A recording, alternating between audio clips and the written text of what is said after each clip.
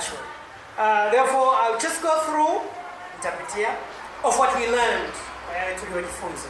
As I said, the title of my message was "The Gifts of the Holy Spirit is for you and for me." Kama nilivyosema, karama za Roho Mtakatifu ni kwa ajili yangu na yako.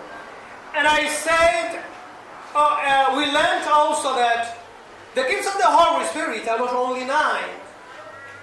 Na tukajifunza kwamba karama za Roho Mtakatifu haziko tu 9. They are more than 9. Ziko zaidi ya 9. Many Christians sometimes think that there are 9 gifts. Wanadhani kwamba karama ziko 9 tu. As they are enumerated in Corinthians chapter 1. Semwa katika Wakorinto wa kwanza. Yeah, 1 Corinthians chapter 12 verse 8 to 10. Mstari wa sura ya 12 mstari wa 8 mpaka wa 10. We are not going to read, but if you count those gifts, we find there are 9 gifts. Hatutasoma, lakini kama ukisoma na kuhesabu zile karama utakuta ziko 9. But those are not the only gifts. Lakini hizo sio karama peke yake. We say the Holy Spirit is God. Tukasema Roho Mtakatifu ni Mungu. He is all power. He knows everything. He is indefinite. Hana mipaka. He is unmeasurable. Huwezi kumpima. So are his gifts. Na ndivyo zilivyo karama zake. There are so many. Ziko nyingi sana. You cannot count them. Huwezi kuzihesabu. Even the Bible, hata Biblia, does not contain all of his gifts. Hata Biblia haina karama zote alizonazo. Because he has all the gifts, even which we don't know, for he is God. Kwa sababu ana karama zote hata zetu tusizozijua, kwa sababu yeye ni Mungu. I was also able to show more than 9 gifts. Na nikaweza kuonyesha zaidi ya karama zile 9. I showed other gifts as we read in Romans chapter 12 verse 4 to 8. Nikaonyesha karama zingine kama tulivyosoma katika Warumi sura ya 12 mstari wa 4 mpaka wa 8. There the gifts were added. Hapo karama ziliongezeka. Teaching, kufundisha, generosity, karimu, giving, kutoa. More gifts were added there. Karama nyingine ziliongezeka. Only to show that they are not only 9 gifts. Kuonyesha tu kwamba haziko tu karama 9. Yeah, we showed gifts like exaltation. Tukaona pia karama kama ya kutia moyo. In Corinthians, those gifts were not mentioned. Katika Wakorinto karama hizi hazikusema. But here in Romans we find that they are mentioned. Lakini katika Warumi tunakuta zinasema. So, but I said for the purpose of this lesson, na nikasema kwa kusudi la somo hili, I'll capitalize on 9 gifts. Itabaki katika hizi karama 9. We will meditate upon them. Tutazitafakari hizo. Think how they are used with the Holy Spirit. Na kuona namna gani zatumika na Roho Mtakatifu. And who the people who can be used by those spirit, by those gifts. Watu gani ambao wanaweza kutumiwa na karama hizi? And we classified these gifts in 3 groups. Na tukaziwekea makundi hizi karama. We say the groups are 3. Tukasema tunaziweka katika makundi 3. The gifts of speech, karama za usemi, where we get tongues, ambapo kuna kunena kwa lugha, interpretation of tongues, tafsiri za lugha, and prophecy, na unabii. This is one group. Hii ni kundi moja. We are going we link them together. Tulijifunza pamoja. Tongues, kunena kwa lugha, and interpretation of tongues, na kufasiri wa lugha. Hizi karama zinafanya kazi kwa kutumia mdomo, mtu anatamka. These gifts work using the mouth. Hili ni kundi la karama za usemi. This is a group of gifts of speech. Lakini pia kuna kundi la karama za ufunuo. But also there is a group of gifts of revelation. Ambazo hizi karama zinafanya kazi tu Mungu amfunulie huyu mtu wa hiyo karama mambo. Ni Roho Mtakatifu aliyefunua. And there are gifts that work only when God purpose for someone to be told to know something or to reveal something to him. And we say, tulisema karama hizi ni neno la hekima, And we say there is a word of wisdom, neno la maarifa, word of knowledge, na neno la hekima, neno la maarifa, na neno la hekima, neno la maarifa, na neno la ufahamu. word of wisdom, word of knowledge, and discerning of spirits. Thank you. Na neno la kupambanua roho, Discerning of spirits. neno la hekima, Word of wisdom, neno la word maarifa, of knowledge, neno la kupambanua roho. discerning of spirits. Lazima Mungu amfunulie huyu mtu ndiyo ayaone. Kwa hiyo tukasema hizi ni karama za ufunuo. Is when God decides to reveal something to someone. Lakini pia tukasema kuna karama za nguvu. But also we talked about, Hili ni fungu la mwisho ambalo nitakuwa nikilizungumzia, na tulisema kwa kiasi fulani wiki iliyopita. we talked about gifts of ability. Tukasema ni karama ya imani, Gifts of faith, karama ya uponyaji, gifts of healing, na karama ya kutenda miujiza. and gifts of, Hizi ni karama za nguvu, zinaonyesha nguvu na uweza wa Mungu.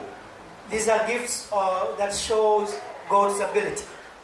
Bwana Yesu asifiwe.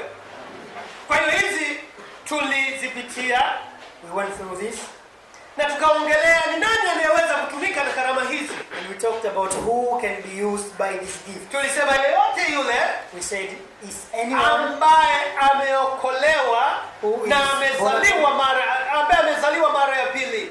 is anyone who is born again. Kama hujazaliwa mara ya pili, If you are not born again, ni vigumu sana kutumika na hizi karama, it's very hard to be used by this kwa gift sababu ni karama za Roho Mtakatifu. because of the Holy Spirit. Anakaa na anamtumia mtakatifu He dwells and he uses those who are aliyetakaswa holy, kwa damu ya Yesu. those who have been sanctified by the blood of Jesus. Kwa hiyo tukasema yeyote katika mwili wa Kristo anaweza kutumika, So we said anyone in the body of Christ can be used, na sio kwa sababu ana umaarufu fulani. and not because he's famous. Ni tunatumika kwa neema, We are used by grace, sio kwa elimu, not because of education, sio kwa kazi not unayofanya, because by works. ni kwa neema.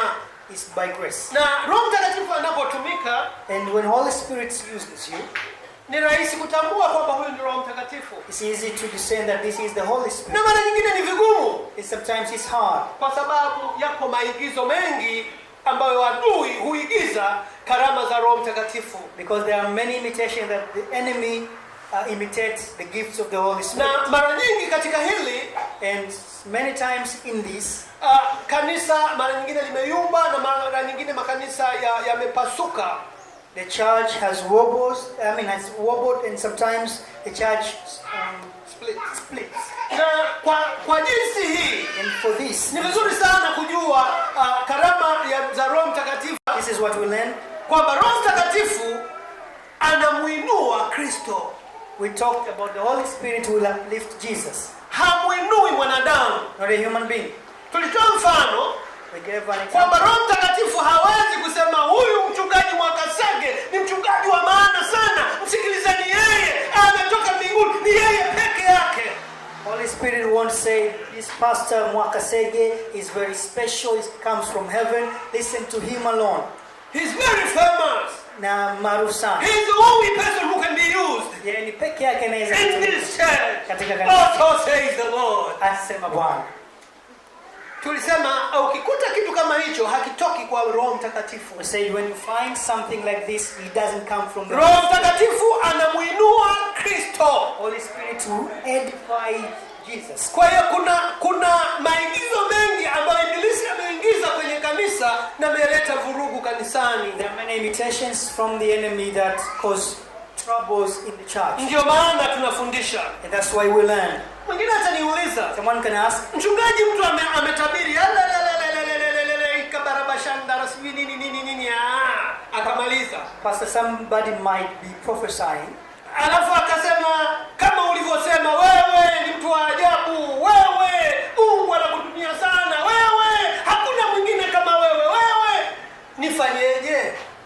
And he said, like what you said, that you are famous, God uses you in might and different way, you alone. Labda What should I inatokea do? kama hapa. Let's say it happens here. Na mchungaji labda amekaa hapo. The pastor is sitting, Au kiongozi mzee wa kanisa amekaa hapo. or the elder is sitting.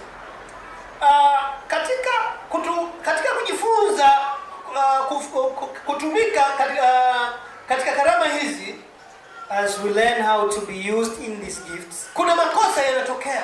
there are mistakes or errors can be made. Katika shule yoyote ile ya mafundisho, In any school or a learning center, kuna makosa yanatokea. there are errors that can be made. Lakini hatumharibu ndugu We don't destroy the brother yule aliyetumika that has been au used, yule aliyesema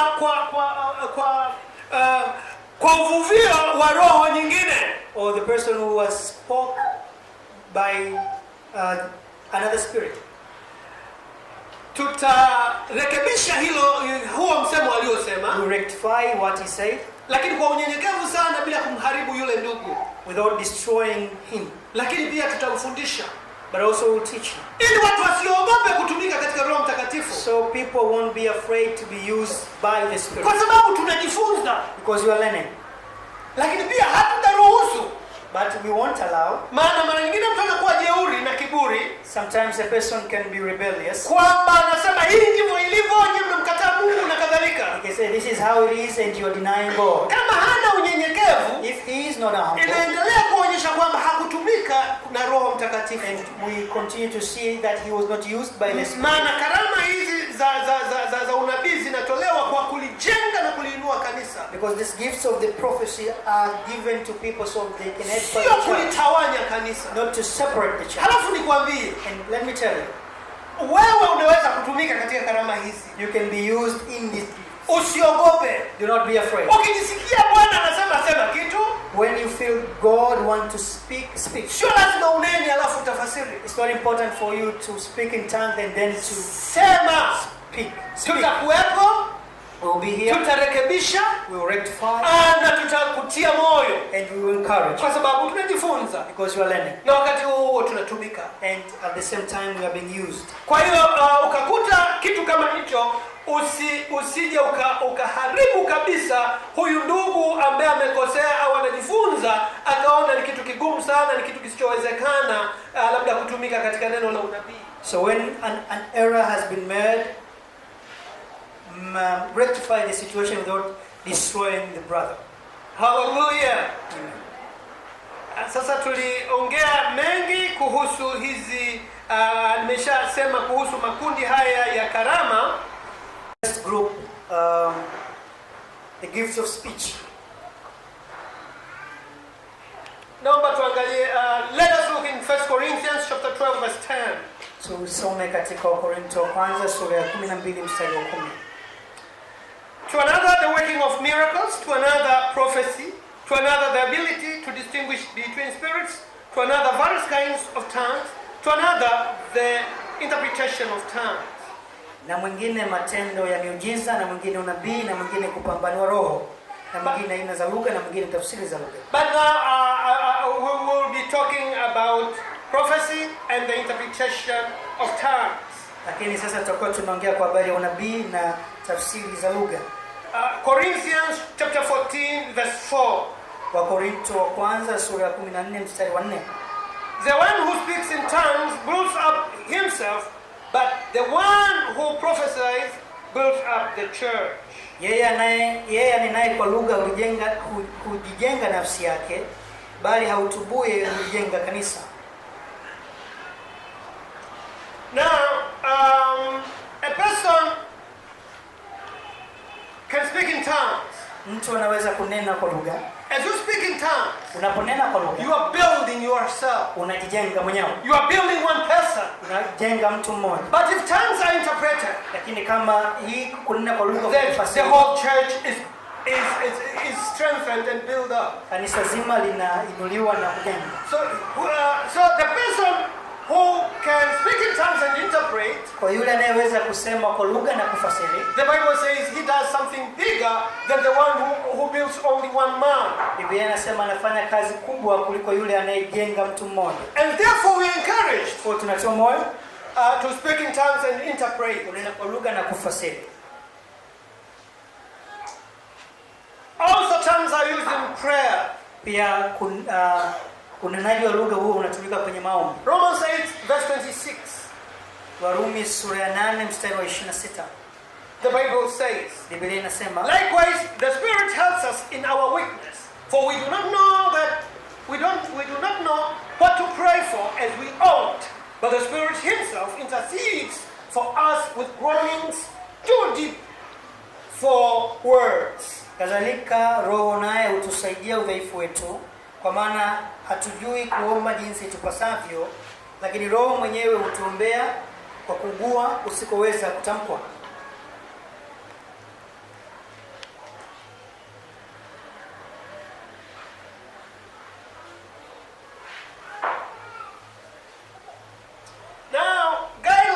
For the use of tongues. Sasa kama mwongozo wa namna ya kutumia au kunena kwa lugha.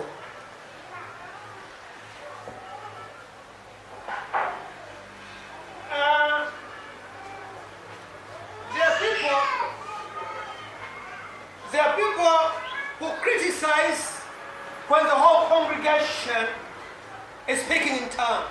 Wako watu ambao wanakosoa wakati ambapo kanisa zima linanena kwa lugha. They say it should have been interpreted. Wanasema ilitakiwa watu wafasiri. That is what the Bible says. Ndicho Biblia inachosema. Yes. When the congregation is silent, wakati ambapo kanisa liko kimya, the tongues should be interpreted. Kunena kwa lugha au lugha zinabidi zitafsiriwe. But when we are praying together, tunapoomba pamoja as a congregation, kama kanisa, the Bible shows us that there were no interpretation. Biblia inaonyesha kwamba hakukuwa na ufasiri. One may ask, where do you get that? Mtu anaweza kuuliza wapi unapata hiyo? I'll call your attention to the book of Acts. Nitakuleta utazame kitabu cha Matendo ya Mitume. We are going to read chapter 2. Tutasoma sura ya 2. When you start from verse 1, unapoanza mstari wa kwanza. Praise God. The Bible says, Biblia inasema, during the day of Pentecost, katika siku ya Pentekoste, and they were sitting together, walipokuwa wamekaa pamoja, something like wind, kitu kama upepo, ukaja, and entered where they were gathered, na ukaingia pale walipokuwa, and they all started to speak in tongues, na wale wote wakaanza kunena in different languages, kwa lugha tofauti tofauti. Let me ask you a question. Niulize swali. The Bible does not tell us that as they were saying, they knew that they were saying in a certain language. Biblia haituambii kwamba walipokuwa wanasema walikuwa wanajua lugha gani wanazungumza. Walikuwa wanasema tu, wanasema, na ilikuwa ghasia, it was noise, and kulikuwa na makelele. Kwa hiyo kiasi cha kusema watu wakakusanyika kama hapo, wakaanza kuja kwenye lile kanisa au lile jengo kuangalia kuna nini. Enough so that people surrounded the place to look or to see what was happening. Because it was noise. Sababu kulikuwa na makelele. The people who were being used in the speaking of tongues, wale waliokuwa wanatumika katika kunena kwa lugha, didn't know what they are saying. Hawakufahamu nini kinasemwa au nini wanasema. Are we together? Tuko pamoja. I want this to be very clear. Natamani tuwe wazi sana katika hili. Because there is a lot of confusion saying people they shouldn't pray as we do. Wakiwaambia watu kwamba wasiombe kama tunavyofanya. It is right to pray as we do when we are praying the whole congregation. Ni sawa kuomba kama tunavyoomba tukiwa kanisa. As they did. Kama walivyofanya. Hello, are we together? As they did during the day of Pentecost.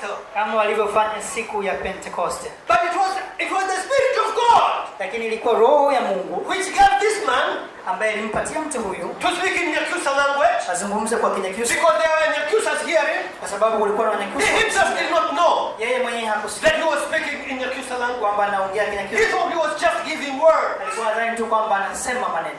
But the Spirit interpreted it for a certain man. Lakini Roho Mtakatifu akaifasiri kwa mtu fulani. Sasa wapingaji wanasema ambao hata mara nyingine hawaneni hata kwa lugha. But those critics says, or even the people who don't speak in tongues, hawaneni kwa lugha. Sometimes they don't even speak in tongues. Wanakuambia ni ghasia kila mtu kusema kanisani. They say it's chaos for every person to speak in tongues. But the Bible does not say that. Wale jamaa walikuwa wanasema hawajui. those people who were speaking, they did not know. Lakini wale wasikilizaji, But those who were listening, wakasema tunasikia kwa lugha zetu wenyewe. they said, we are hearing these people speaking in our own tongues. Sijui kama naeleweka vizuri. Kwa hiyo sio kazi ya huyu anayeongea kujua kwamba hii lugha inasikiwa na mtu fulani au fulani. It's not the work of the one who's speaking to know which or what he is speaking. Ni maamuzi ya Roho Mtakatifu. It's a decision of the Holy Spirit. Kama yuko mtu anataka kuongea naye, If there is a person that he wants to speak with, atasema naye. he will speak with him. Bwana Yesu asifiwe. Mtu mwingine anaweza kusema sasa, Someone else can say, mbona Biblia inasema wafasiri wawili au watatu? why then the Bible says there will be 2 or 1 interpreters? Ni wakati kanisa liko kimya. It's when the church is silent. Utasikia, ndio tunasema unabii sasa. That's what we call prophecy. Utasikia Nikolai anapanda juu. You find a person, Inatokea tu utakuwa kanisa liko kimya na mtu mmoja amechomoka yuko juu kuliko wote. when the church is silent and here come a person Ananena kwa lugha. is speaking in tongues, Ndipo Biblia inasema wengine wanyamaze wasikie. it's when the Bible says others should be silent Na and wanaposikiliza, listen. And as they are listening, tafasiri itatokea. interpretation will Kama come. haitokei tafasiri, If an interpretation does not come, nyamaza. be silent. Mara nyingine utasema kwa lugha, Sometimes you speak in tongues, tafasiri itakuja kwako mwenyewe. interpretation will come to you. Lakini mara nyingine utasema kwa lugha, Sometimes you speak in tongues. imetokea mara nyingi. It has happened many times. Mtu yeyote aliyejazwa Roho Mtakatifu, Anyone who has been his whole spirit, unasikia anasukumwa, you find him being anaanza kufasiri. he starts to interpret. Huyu anasema, yule kule anafasiri. Someone is speaking tongues, someone else is Kwa interpreting. sababu Roho Mtakatifu ni yule yule. Because the Holy Spirit is the same. Bila shaka mmeona. And I'm sure you have seen. Na mara nyingine lugha inayotumika And sometimes the language that is inakuwa kwa used ufasaha sana, hata mkiangalia mtu anayetafasiri is so precise. And even if you look at the person that is interpreting, inaweza kuwa it can be, ya ufasaha sana. the language is so precise. Na maneno yanayotumika And the language that is used, unaweza kujua kwamba huyu hatumii akili yake. you can know this person is not using his own Mara intelligence. nyingine Mungu anatumia watoto tu Sometimes God uses even children. wa miaka 6 wa miaka 7, unasikia kanasema kile ambacho huyu mwingine ananena. Age 6 and 7, and you find them speaking what the person is Ni speaking. hapo ambapo tunasema lazima kuwe na tafasiri. And that's where we say an interpretation must be present. Halo, tuko wote? Maana kuna usumbufu mwingi wa watu wanaopinga, na ukiwafuatilia hata kunena hawaneni. There are false teaching in this area for the people who are criticizing. Ni upinzani tu. Sometimes even when you find or look closely, they themselves don't even speak in tongues.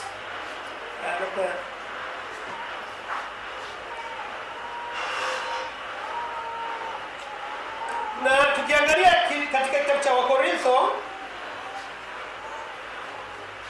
au niseme tusome basi kitabu cha Wakorintho wa kwanza 13:1, hatutasoma. Wakorintho wa kwanza 13:1 anasema, if I speak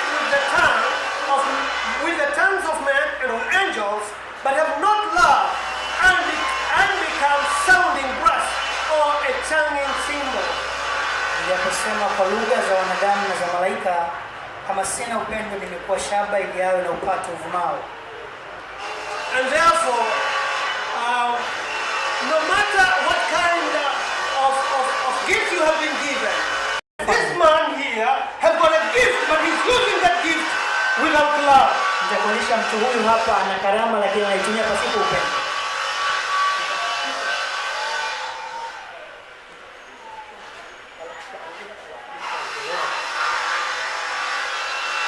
Maybe I have that gift, Labda nina karama hiyo, the gift of healing, karama ya uponyaji, but I'm using it without love. lakini naitumia pasipo upendo.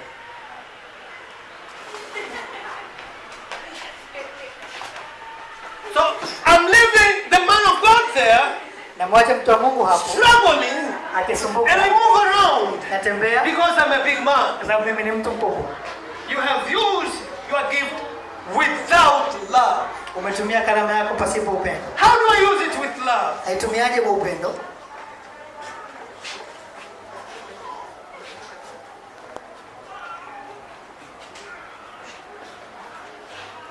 Now, that gift have to be used with love. Karama inabidi tumike kwa upendo.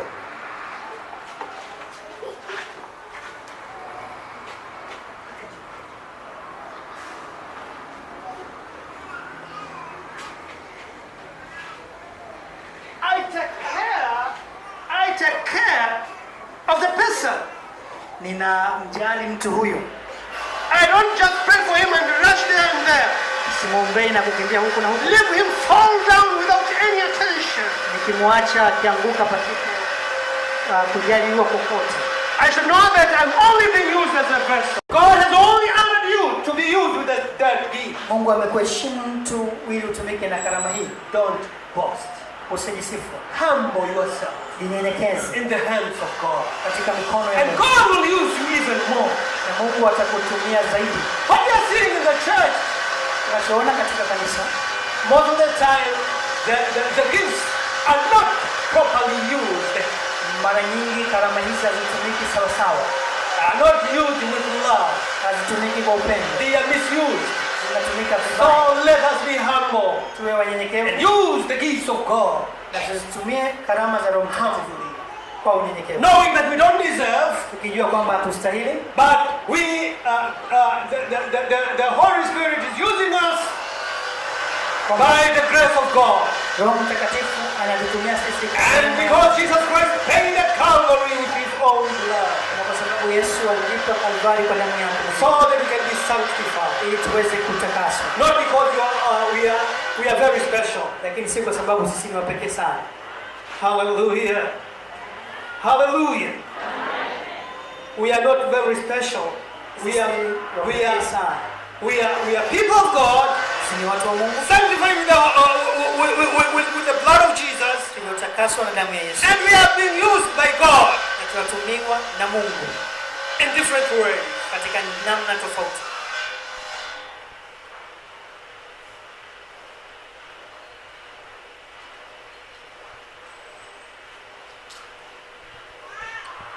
Amen. I'm not going to read 1 Corinthians 14 verse 13, but it says we have to pray that we should interpret if we are talking in tongues.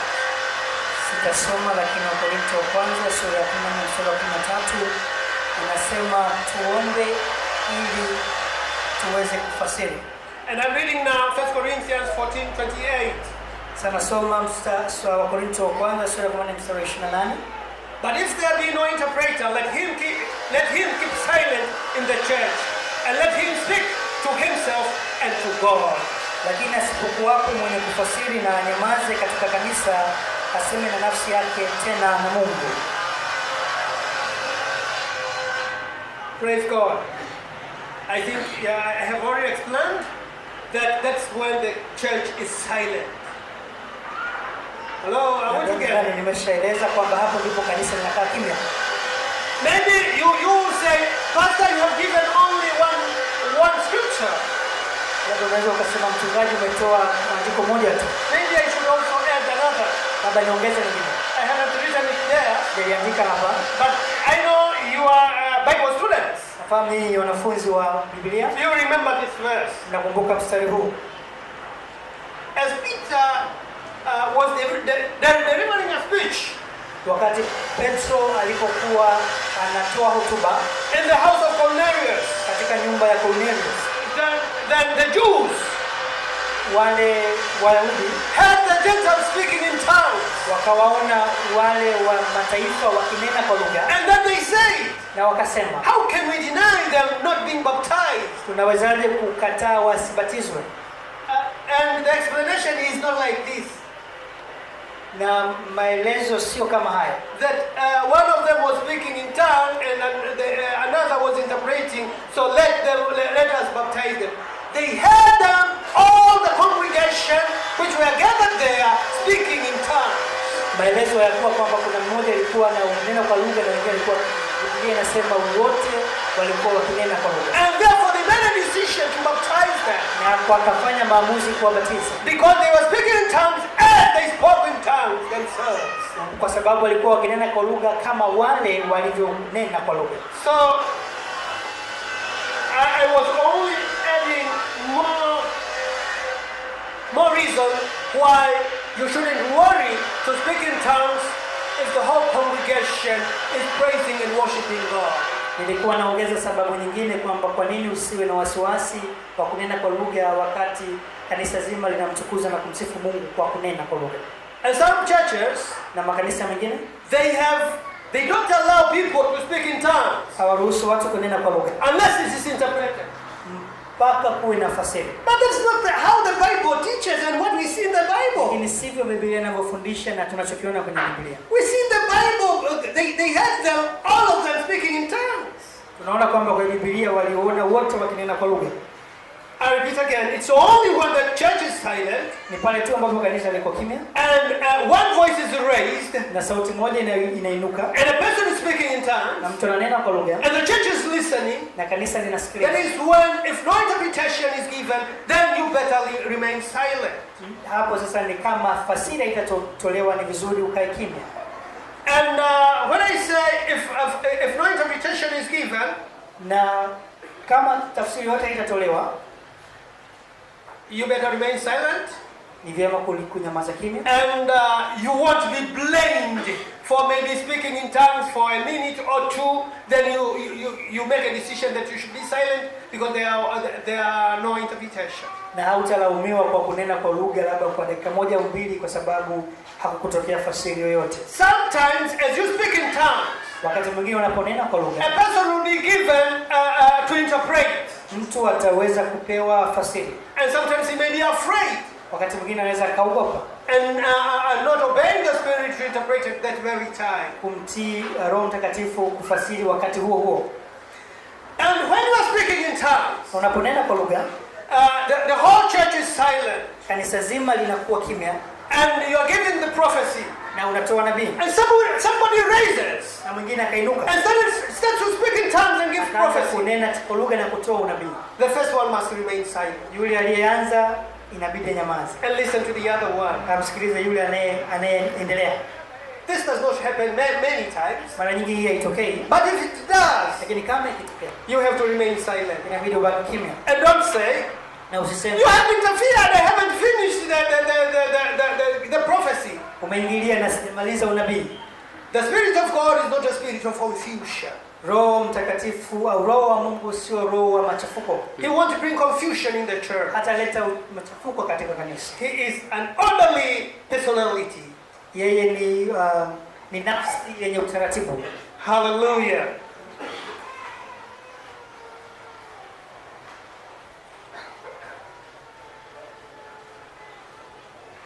That it should be accompanied with interpretation, you can see in 1 Corinthians 14 verse 5.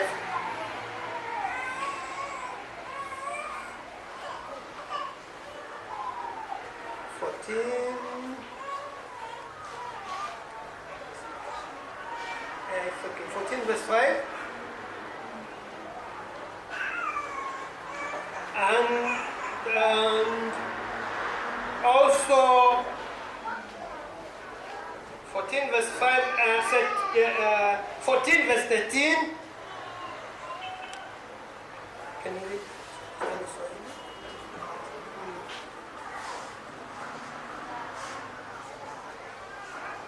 Yes, we have already read, therefore let him that speaks in tongues pray that he may interpret. And 14 verse 28, that's where we get the verse, but if there be no interpreter, let him keep silent in the church. And we have already said, this is only when the church is silent and you alone are speaking in tongues. Na tumeshasema kwamba ukimya huu ni pale ambapo kanisa liko kimya na wewe peke yako ndio unanena kwa lugha. And you can read in Acts chapter 2 verse 1 to 14. We are not going to read. Na pia unaweza kusoma katika Matendo ya Mitume sura ya 2 mstari wa 14. You'll find that there was a lot of noise that day. unaweza kukuta kulikuwa na makelele mengi siku ile. That the city was motivated to go to the temple. Na mji ukasukumwa kwenda kwenye hekalu.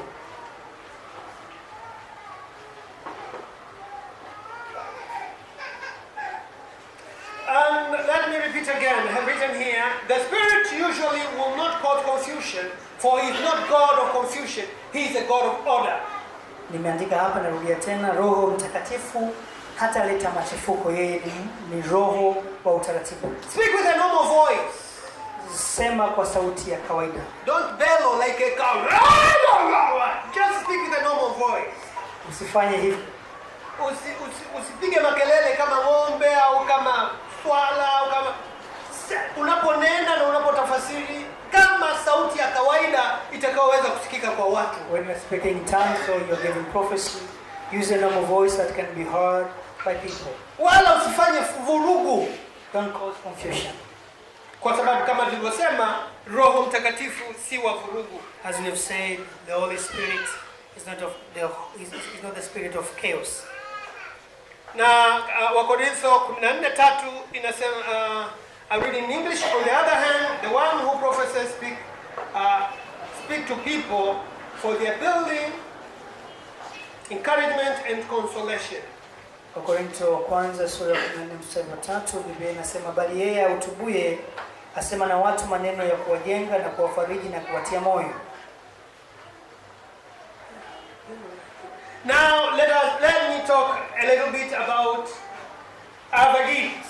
This was the gift of, tulikuwa tunaongea kwa habari ya karama za usemi.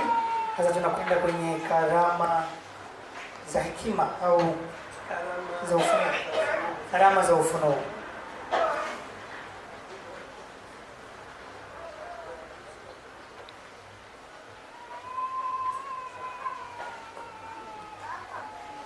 Karama za ufunuo. Yes, gifts of revelation. Sasa nitaanza na ile karama ya neno la hekima. I'll start with the gift of word of knowledge. Ambayo iko katika Wakorintho 12:8.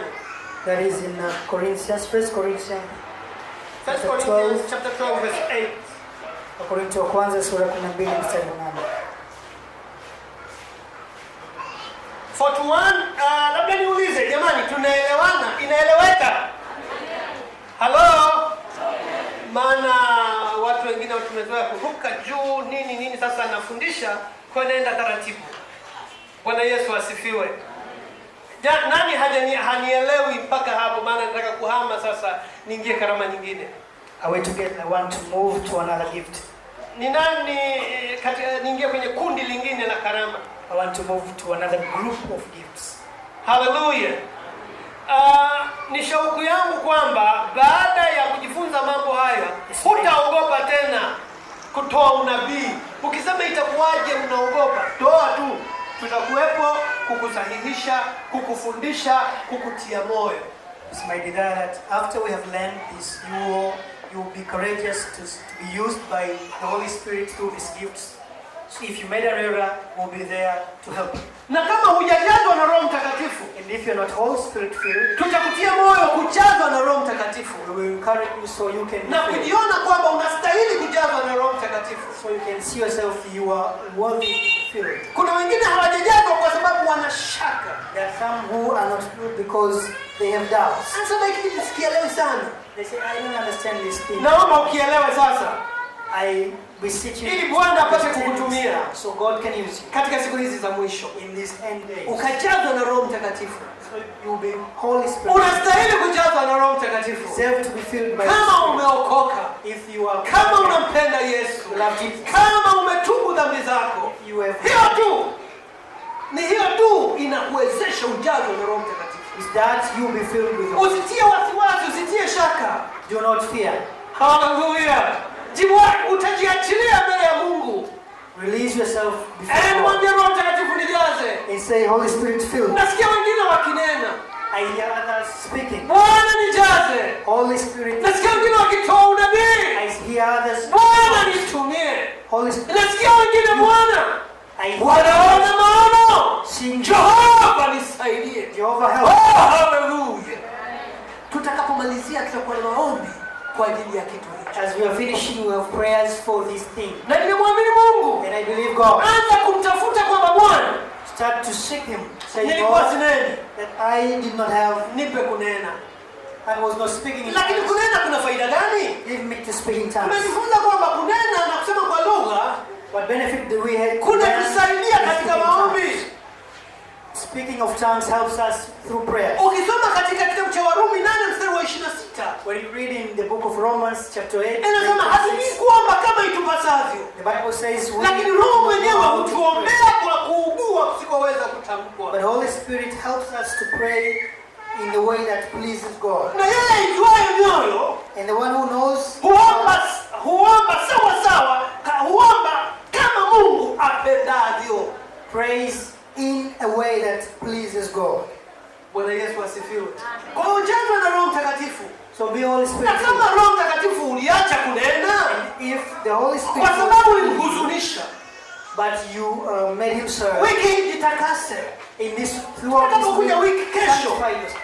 When the tutakwenda kwa sherehe ya ujazo wa Roho Mtakatifu. we are going to have a celebration. Jiweke tayari. Prepare yourself. Bwana Yesu asifiwe. Patana na Mungu. Reconcile yourself to Mungu atakujaza. and Holy Spirit. Of God. Mbatizaji Kristo Yesu Jesus is the one that baptizes. atakubatiza He will baptize katika roho wake. in His Spirit. Hallelujah. Hallelujah. Na wewe ambaye unanena, And to you who speak in tongues, umeishia kunena tu. and you have stopped there. Tunda la Hello. Na wewe unanena, To you who are speaking in tongues, umeishia kunena tu. and you have stopped there. Tunda la Roho halionekani. We don't see Hamna karama ya kimungu inayoonekana katika any maisha gifts of yako. God in your life. Mwambie Mungu, na mimi zamu yangu. It's my turn. Kutana nami Bwana. Meet with me. Nataka Lord. kuona ukinitumia I want to see you using kwa ajili ya kanisa lako, for your church, kwa ajili ya ulimwengu. for the world. Pasipo karama za Roho Mtakatifu, The gifts of the Holy Spirit, kazi ya Mungu haitaenda. the work of God Kama will inavyotakiwa. proceed as it is required.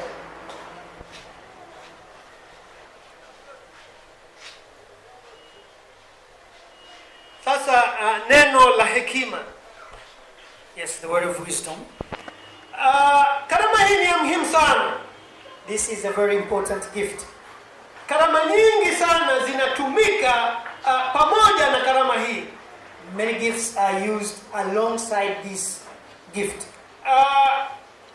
Karama hii ya neno la hekima This word of wisdom ni kama kasehemu kadogo sana ka hekima ya Mungu. is a small fragment of the wisdom of God. Kanakuja kwako kwa sababu Mungu anataka kutatua tatizo fulani. Hello? That a person receives Naongelea kuhusu neno la hekima.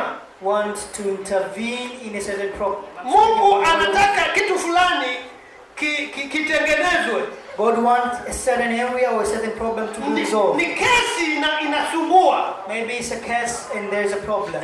Au kuna kitu fulani. Or there is something. Hekima ya Mungu kidogo sana A small fragment of the wisdom inakuja juu ya mtu, goes to a person, ile shida inatatuliwa and that problem is resolved. na mambo yalikuwa yameisha. And things become okay. Nitoe mfano wa neno la hekima katika Biblia. I can give an example of the word of wisdom in the Bible. Sitasoma. I won't read that. Hello? Unanielewa? Wakati ule Solomon In the time of Solomon, au Selemani alipokuwa anaamua ugomvi wa wanawake wawili waliokuwa wanagombania mtoto, mmoja yuko hai, mmoja amekufa. he was judging two women who were fighting for a child. Lile lilikuwa neno la hekima. What he did, he used the word of wisdom. Lile lilikuwa ni neno la hekima. He used the word of wisdom. Maana wanawake wote, huyu anasema huyu aliye hai ni wangu, huyu mwingine naye anasema huyu aliye hai ni wangu, na mfu ni wa huyu, na huyu anasema mfu ni wa huyu. time they were saying the child who is alive is mine. Lakini kulikuwa hakuna shahidi ambaye anaweza kusimama na huyu akamwambia kwa kweli huyu ndio wa huyu. And there were no witnesses that could help or could testify that this child is of this woman. Mnakumbuka alivyofanya? You remember what he did? Alichukua mtoto aliye hai. He took the child that was alive. Akamchukua mtoto aliye hai. He took the one that was alive. Akamwita askari wake. He called a soldier. Akasema, he said to the soldier, kata katikati mtoto huyu. He said, divide this child. Na yule mfu kata katikati. And the one who has died, pasua katikati. Divide them also. Mpe kila mtu nusu nusu. Give each part to each woman. Yule mwenye mtoto, the one who has the living, maana na uchungu naye, because mwachie aende na mwenzangu, because it was his. She said, give the child to the other. Na kesi ikawa imeisha. The case was resolved. Na mfalme akasema wewe sio wako, mwenye naye ndio huyu mwenye uchungu naye. And he judged that the woman, lile lilikuwa neno la hekima. That was the word of wisdom. Mahali pengine neno la hekima limetumika in another area where the word of wisdom. Nakumbuka kwangu sasa nitoe mfano wangu. Mara nyingi Mungu amenitumia katika eneo hili. God has used me in this area. Nakumbuka kulikuwa na mshirika mmoja hapa. There was a member of this church here. Alipata cheki ya milioni 10. He received a check. She received a check of 10 million. Baadaye alisingizia mimi, Olomi na nani? Tulikuwa watatu. Wanne. Mimi, Olomi na mama mchungaji. Anyway, kulikuwa na ilitokea mimi, Olomi, mama mchungaji, si na nani mwingine. Huyu mshirika akasema wamechukua cheki yangu.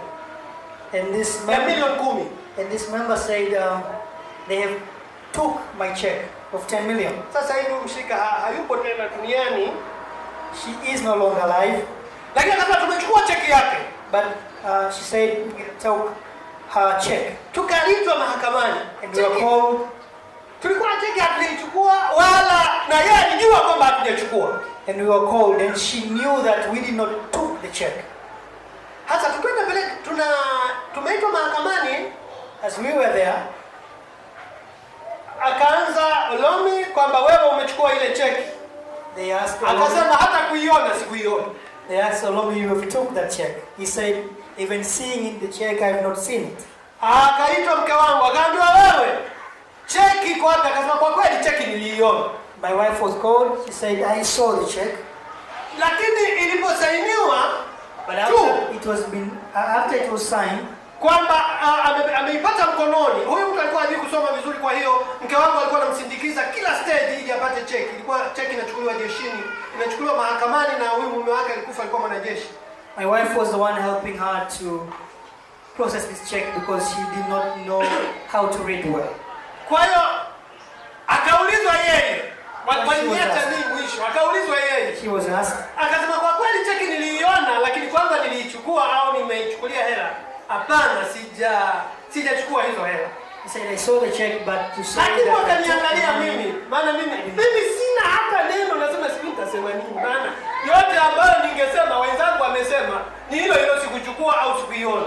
And they were coming to ask me. Lakini nikiwa nataka kujibu, as I was preparing to answer, nikakuta ulimi unakamatwa. I find my tongue sio mimi. And I'm not the one who is speaking. Nikasema cheki mlimpa lini? Maana cheki ilitoka mahakamani. Then I asked, when did you give to her the check? Hakimu akasema hebu akamtuma karani, hebu kaangalie tulimpa lini huyu. The judge requested for it to be checked when she received the check. Akaleta jawabu miaka 3 iliyopita. And the answer came, it was 3 years ago. Nikasema cheki ya miaka 3 iliyopita tunakamatwa leo na kuulizwa. I said the check was given 3 years ago and you are asking us now. Sasa ilikuwa sio kwenye akili yangu. It was not from my understanding. Nikasema cheki inakuwa imekufa baada ya miezi michache sana. Sasa hivi tunaongelea karatasi ambayo halina faida. The check dies after very few months. Right now we're talking about paper that has no value. Na cheki sio pesa. And check is not money. Na cheki yenye milioni 10 katika cheki za serikali inakuwa imefungwa. And a government check ndio naongeza kusema hivyo, of this amount is sealed. Haiwezekani kuchukuliwa na mtu yeyote. It cannot be taken by anyone. Inachukuliwa benki kwenye akaunti ya huyo mtu aliyeandikiwa cheki. It is taken at the bank in the account of the person that has written that check. Na hata kama imepotea, and even if it's lost, bado inaweza kuandikwa nyingine. Another one can be written. Kwa hiyo hapa tunaongelea kitu ambacho hakina maana. Right now we're talking about something that has no value. Nikwambie kesi ilisha hapo. The case was done after that. Baada ya kumaliza maneno kabla haya nenda. Alafu nikawauliza jamani. Kwa hiyo niendelee. Hilo ndio neno la hekima. That is a word of, inamaliza kesi pale, yani haiendelei tena. it resolves things. Kwa hiyo tunahitaji sana neno la hekima. So we need the word of wisdom. Lakini pia kuna neno la maarifa. Naona muda wangu unakimbia, ngoja nimalize haraka. But also there is a word of knowledge. Neno la maarifa, The word of knowledge, ni neno ambalo kama Kiingereza kinasema word of knowledge. Ni kama neno la ufahamu. is of knowledge. The word of knowledge. Kama mimi ningesema ni neno la ufahamu, yani kwa tafsiri nyingine kama knowledge maana yake ufahamu, ukitafsiri sawa sawa. Lakini sielewi kwa nini wameita neno la maarifa. I don't know why they call it the word of it's the word of knowledge. Neno la maarifa linafanya kazi namna hii. The word of knowledge works like this. Naweza kuwa na hubiri, inawahi kutokea hata I can hapa. be preaching Nikasema bila kujua and saying without knowing, wala bila kuambiwa na mtu without yeyote. even a person telling me, Nikamshika ndugu yangu, I can touch a brother. labda huyu nikasema unauma kitu fulani na kitu fulani na kitu fulani. It says there is this and this and this problem. Neno la maarifa linaona kitu ambacho tayari wewe mwenye nacho unajua. The word of knowledge sees what you already know. Jamani, tunaelewana? Kwa mfano naongea nasema huyu hapa ana uvimbe tumboni. I can speak and say this person has a tumor in her stomach. Huo uvimbe yeye mwenyewe anajua kwamba anao uvimbe. She knows that there is that problem. Lakini mimi sijui. But I am not aware. Nafunuliwa kwa neno la maarifa. It's revealed to me through the word of knowledge. Jamani, nanielewa? Sasa mara nyingi neno la maarifa linaenda na karama ya uponyaji, kwa sababu unaona kile kitu, huyu mtu anaambiwa kile kitu, na wakati huo Mungu hakuambii tu ili umnyenyeshe mwenzio, labda anataka umuombee apone. And most times the word of knowledge goes together with healing. Neno la maarifa linaona vitu vilivyofichika. The word of knowledge sees what is in secret. Ambacho huyu mtu anayetumia kwa neno la maarifa sana na shetani. And this gift is imitated a lot by the devil. Hello, tuko wote. Anaigiza shetani na akafanya kama ni neno la maarifa. And he will imitate it and to make it look like the word of knowledge. Kwa sababu neno la maarifa linaona kwa mfano una uvimbe tumboni. Because the word of knowledge sees maybe you have a tumor. Wewe unajua, you know, kwamba una uvimbe tumboni. that there is that problem. Mkeo mumeo anajua kwamba una uvimbe tumboni. Wife or your husband knows. Shetani anajua kwamba una uvimbe The tumboni. devil knows. Kwa sababu unasemaga jamani, kuna uvimbe, umeniambia hospitali kuna uvimbe. Because you say there is this problem. Kwa hiyo katika ulimwengu wa roho hicho kitu kinafahamika. So in the spiritual realm that is known. Kwa hiyo mtumishi wa shetani au mtu yeyote, mganga wa kienyeji au mtu yeyote, So the servant of the enemy anatumika sasa kwa roho ya utambuzi. He can be used by a demonic spirit to understand this. Tunaita nini kwa Kiingereza? Roho ya utambuzi. Nani anajua? Hebu soma hapo. Roho ya utambuzi tunaita nini kwa Kiingereza? Roho ya utambuzi haitokani na Mungu, lakini nayo inajua. Jamani, tuko wote. Kwa hiyo